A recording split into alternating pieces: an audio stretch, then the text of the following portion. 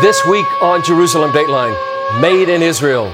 It was just this country with incredible dynamism and energy and excitement and food and people and a sense of family and ultimately a sense of belonging. How a plot of dirt in the desert turned into the land of milk and honey. See how this tiny country is feeding the world. Hello and welcome to this special edition of Jerusalem Dateline. I'm Chris Mitchell. Billionaire investor Warren Buffett once called Israel the most promising investment hub outside of the United States. Per capita, the Jewish state has produced more cutting-edge technologies than any other country on earth. Today, we'll look at how technology in agriculture is making the desert bloom in Israel and around the world. In 1867, Mark Twain toured the land of Israel, known back then as Palestine. Here's how he described it: a desolate country whose soil is rich enough, but is given over wholly to weeds. A silent, mournful expanse. There was hardly a tree or a shrub anywhere. Palestine sits in sackcloth and ashes, desolate and unlovely. Today, Mark Twain wouldn't even recognize this land. Out of rocky soil, out of swamps, and even out of deserts, Israelis have created gardens, vineyards, and farms with some of the most innovative techniques in the world. It was just this country with incredible dynamism and energy and excitement and food and people and a sense of family and ultimately a sense of belonging. It's been said that the modern state of Israel was born on the kibbutz. So it's only natural that much of Israel's innovation was born there as well. The kibbutz is the cornerstone in a lot of ways of a lot of things in Israeli society. People came back wanting to create a collective and an equal society. And these kibbutzim became a very, very effective way to defend the land, to start getting young people engaged in agriculture. Remember, Jews were forbidden in most countries of the world to actually own land or to work the land. Jews couldn't be farmers. To all of a sudden see a generation of Jews farming the land in a collective environment, it was incredible. Before Israel even became a state, Jews by the thousands came to live there on communal farms. But when they arrived in the Promised Land, it wasn't exactly flowing with milk and honey. The coastal plains were swampy, the Galilee and the Judean hills were rocky, and the southern half of the country was mostly desert. Since the people of Israel left our homeland 2,000 years ago, the area was mismanaged. So we want to preserve and rehabilitate this holy land.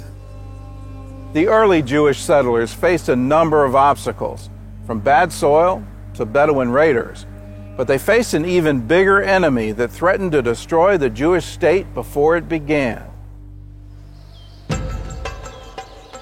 In the early decades of the 20th century, Israel was a breeding ground for mosquitoes carrying malaria. They overtook the coastal plains and the Jordan Valley, the only land available for Jews to buy since the local Arabs had decided it was uninhabitable. In 1920, more than a third of all Jewish residents of Palestine had malaria. So with no other choice, they went to work. They drained the swamps and sprayed the land and changed the flow of water in irrigation canals to interrupt the mosquitoes' breeding. They were so successful that a commission from the League of Nations visited Palestine to learn what they did. Less than 20 years after Israel's statehood, the country was officially malaria-free. Once the threat of malaria was gone, Jewish settlers were free to focus on making the desert bloom. In the coastal plains, citrus groves replaced the swamps. And the Jordan Valley, once the center of the malaria epidemic, now became the country's breadbasket. The Negev desert blossomed with newly planted forests and vineyards. And the Arava, once the most arid part of Israel, became the site of a flourishing vegetable industry. All of this was accomplished in the first 20 years of Israel's statehood. In that time, they more than doubled their standard of living. And now they're using their experience to help other countries. In the 1970s, they created a new breed of cherry tomato that's disease-resistant. and has a longer shelf life. They also bred a new kind of potato that can be grown in hot, dry climates and irrigated by salt water. These vegetables are now being grown in dry countries like Jordan, Egypt, and Morocco. Israeli scientists not only found ways to grow more crops, they also found new ways to preserve them. Grain Pro cocoons provide an inexpensive way for farmers to keep their grain market fresh by keeping out water, air, and insects. The Israeli cocoons are being used in Africa, the Far East, and even Pakistan, a nation with no diplomatic ties to Israel. Up next, exporting Israeli ingenuity. See how Israel's creative solutions for fighting pests and growing crops are now helping the world. Welcome back to Jerusalem Dateline. Israeli innovation has brought the deserts to life, cultivating crops from wasteland. Israel's agricultural solutions began decades ago on small Jewish farms, but now they've gone global, exported from the kibbutz to bless the world. Here's CBN's Gordon Robertson with more of our report. The kibbutz over time began to change. Israeli society began to change, became more capitalistic, became more focused on free enterprise and entrepreneurship and the individual taking responsibility for himself and therefore benefiting the overall society. There have been many very exciting companies that have been built in kibbutzim. One of those companies is now doing business around the world. If you went to the average Israeli 10, 12 years ago and said to them organic, they wouldn't have a clue what you were talking about. Here we've been doing organic farming for over 40 years. Kibbutz Sde Eliyahu was founded by German refugees in 1934, and many of their early members were survivors of the Holocaust. The biggest problem that we had when we started the organic was, what do you do if you're not using chemicals? How do you get rid of the pests? Their answer was to fight bugs with more bugs. Every single thing in nature has a natural enemy. What eats or what attacks these pests that are attacking our crops? They started breeding different insects in the bomb shelter of the kibbutz. The idea was to breed predators to destroy the pests that ate their crops. The result was a new company called BioBee. We went to the Israeli farmers. We said, "You want to buy some bugs?" They said, "What are you, crazy? We don't have enough bugs in the field. You want us to buy bugs?" Eventually, they won over farmers in Israel and in 32 other countries as well. In California, 60% of the strawberry fields are treated with products from BioBee. The company also found a way to deal with one of the region's most devastating insects, the Mediterranean fruit fly. We take the males of the species and we sterilize them.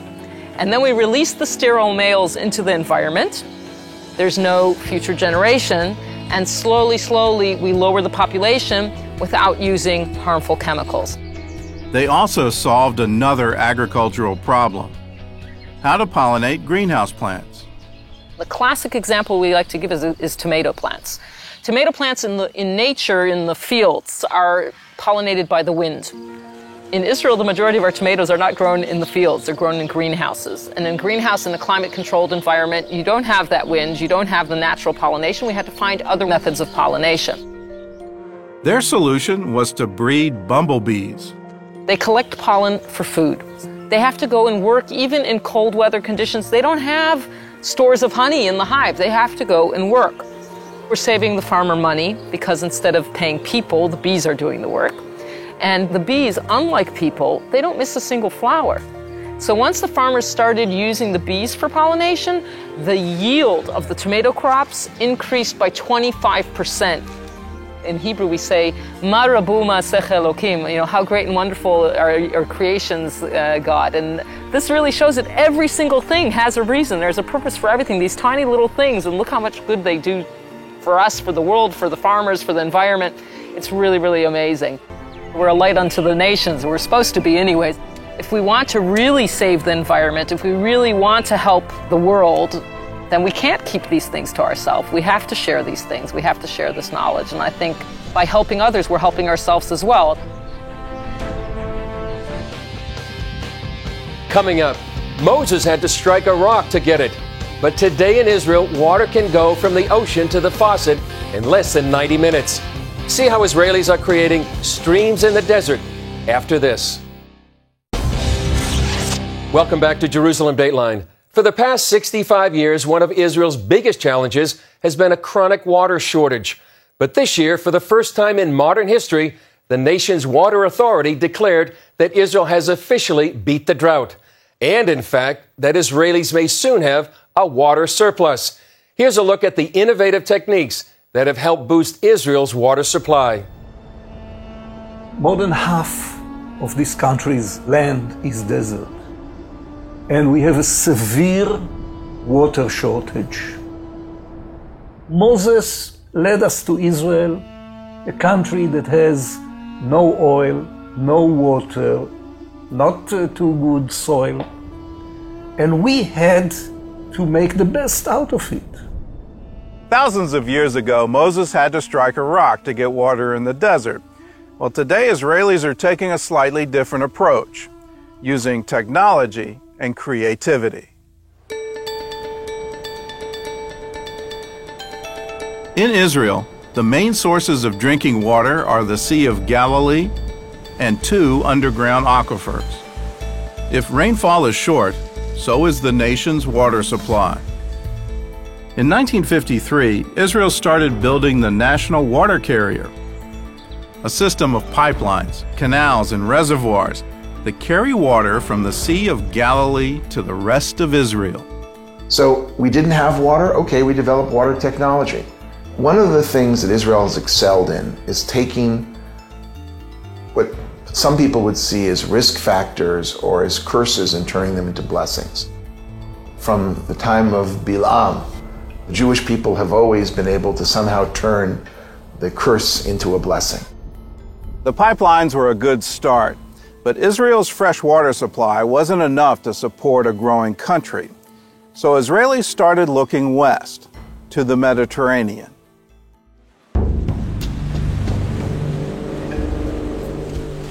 For thousands of years, the Mediterranean Sea was the center of the ancient world, the crossroads between Europe, Asia, and Africa. And now it's one of Israel's greatest natural resources.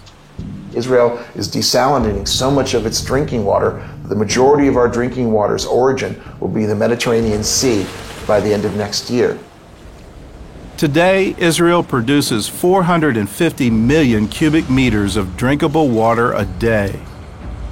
Through a process called seawater reverse osmosis, water can go from the ocean to the faucet in less than 90 minutes. The Israeli technology is now used in more than 40 countries around the world. And thanks to the Mediterranean, Israel may soon have something that was once unthinkable: a water surplus.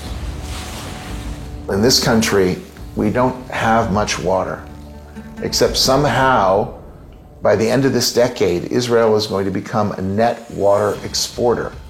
Just on today's news, there was an item about how Israel is stepping up the export of water to Jordan in order to supply water for all the Syrian refugees who are fleeing into Jordan. While Israel produces drinking water from the sea, many farmers are getting water for their crops literally out of thin air. Ancient Israelites used stones to collect the dew every morning. Now an Israeli company is using plastic trays to do the same. The trays were developed by Talyad Technologies, which means God's dew in Hebrew. Every morning, these trays channel the dew straight into the roots of the plants. They also prevent weeds from growing between the plants and reduce water usage by up to 50%. Israeli farmers have always made good use of their water, but it wasn't long before they realized that in order to survive, they also needed to start reusing it. Today, Israel recycles 80% of its wastewater. The closest competitor is Spain with 10%. So we recycle more than 8 times more water than any other country on the planet. Israelis developed a way to purify wastewater using ultraviolet light. This treated water is then used to irrigate crops. If you use it for vegetables, then you would like to clean it to the extent that you can almost drink it. So it is treated to a very high degree. Today, 60% of the water that is irrigating fields in Israel is produced water and not natural water. And I'll give you an example of our farm here on the kibbutz. We grow jojoba, and we use only sewage water, only treated wastewater to irrigate our jojoba. And this is done all over Israel. Up next, from wastewater to saltwater, how Israel's turning curses into blessings. The conclusion of our report on Israel's innovative methods for using water. More than half of Israel is desert. That means the lack of clean water is a life or death issue. But Israel has done so well at cleansing water through methods like desalination and recycling that they're exporting their ideas to help other struggling countries. CBN's Gordon Robertson has the conclusion to this report. Israel may be short on fresh water, but the country's Negev desert is sitting on an underground ocean, too salty to drink or desalinate. So Israeli settlers found a new way to use it. You cannot really fight nature. Nature will fight you back. We found out after the years that it's better to cooperate and to coordinate with what you've got. Yoav Dagan is one of a growing number of Israelis who have left the ocean to go fishing in the desert. They build fish farms using the warm, salty water from underground. It's ideal for raising saltwater fish like tilapia, sea bass, and barramundi. The place here is working without chemicals, without anything. It's very healthy, it's friendly for the environment, and it's good for us in a matter of the pocket. We are making good money, and this is the bottom line. At this kibbutz in the Negev desert, even the fish waste is put to use. Every week, the water in these tanks is replaced and pumped underground to irrigate the nearby olive grove. The fish waste in the water makes an ideal natural fertilizer. As you can see on the side, the olives are growing around the farm, around the fish, and are doing very well without any other chemicals, only by the nutrients of the fish. Israel has taken this idea to other countries struggling with water and food shortages. We're taking African villages, teaching them how to essentially build fish farms. If you look at around Lake Victoria, the Nile perch were dying. And Israelis are now going in to teach the farmers how to grow them in ponds so that you can actually continue to eat the Nile perch. Over the years, Israelis also found new ways to use less water. And as always, they started in the desert. There's the story of the Arava. Sometimes as 20 millimeters of rain annual fall, very harsh climate, and still, thanks to drip irrigation, this became the vegetable barn of Israel. 65% of vegetable export out of Israel, mainly to Europe, is coming from the Arava. Today, even the driest parts of the desert are blooming, with help from a process called drip irrigation. The idea is older than the state of Israel itself. When the first settlers came here, young people came from the city and they wanted to be farmers. And they came to Kibbutz Hatzerim and they faced many challenges. Arid land, high salinity, not enough water. And there was even a time when they considered moving to another place. But then Ben Gurion came, who was a leader with a real vision, and he said, guys, if you want to move, it's okay, but further south, not back to the north. And we stayed here and we continued and we did some experiment, but still we were struggling. Then we met the guy who invented drip irrigation. That guy was an engineer named Simcha Blas. He got the idea for drip irrigation after seeing a tree that was larger than the others around it. After digging around the roots, he found it was being watered by a leak in an underground pipe. So this gave him the idea, but it took him some years, actually until plastic was introduced, to start and make experiments with drippers that will emit water in small drops. And this is basically drip irrigation. Blas met the farmers of Kibbutz Hatzerim, and together they started a company called Netafim, which means drops of water in Hebrew. Soon they boosted their crop yield by 50% and used 40% less water to do it. Drip irrigation saves a lot of water, producing more, getting more, yet not harming the environment. For almost half a century, the company has lived up to its slogan, "Grow more with less," not just in Israel, but in 110 countries around the world, from sugarcane fields in the Philippines to tea plantations in Tanzania. You know, India is now our #1 country. The results, looking at the yield increase, were amazing. 50% of the farmers got an increase in yield between 25 and 50%. Another 25% of the farmers got an increase in yield of up to 75%. Everyone is talking about water scarcity. 70% of the water that we have available in the world is used for agriculture. Now, if we save only 15% in agriculture, we can more than double the available water for drinking and sanitation. In Hebrew, we have a term which is called tikkun olam, which is fixing the world. And this is basically what drip irrigation does. This is my personal goal and challenge. If you'd like to learn more about our Made in Israel series, check out our Jerusalem Dateline website at cbnnews.com.